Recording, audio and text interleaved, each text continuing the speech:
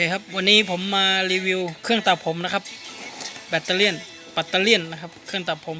โมเดล GM 6008นะครับยี่ห้อจิมมี่ครับโอเค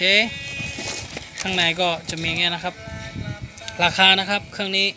พร้อมส่งนะครับ488 บาทสั่งจาก Lazada นะครับแล้วก็ Curly มาส่งนะครับเป็นเครื่องตัดผมไร้สายนะครับเพิ่งได้มานี่ครับเปิดเครื่องเงียบครับนี่เปิดแล้วนะครับปิดก็มีโชว์ด้วยนะครับมีไฟโชว์ว่าแบตเตอรี่เหลือเท่าไหร่นี่ครับตอนนี้เหลือเต็มนะครับ100โอเคมีสายชาร์จมีแปลงแล้วก็มีตัวรองนะครับหวีรู้สึกไม่มีนะครับก็มีเท่านี้เดี๋ยวผมจะลองตักดูนะครับว่าเป็นยังไงเบอร์2ครับ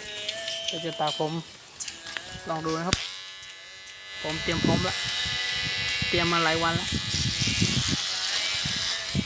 นี่นะครับ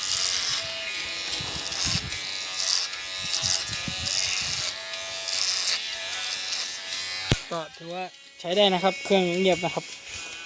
โอเคไว้เพียงเท่านี้ใครสนใจก็สั่งซื้อได้นะครับราคาตามที่บอกเลยนะครับก็ประมาณ400 กว่าบาทแต่ละเว็บไม่เหมือนกันนะครับบางคนก็ยังขาย1,000 กว่าอยู่นะครับก็ต้องดูดีๆนะครับหลังจากตากเสร็จนะครับก็ถือว่าใช้ได้นะครับมือสมัครเล่นใช้ได้ครับ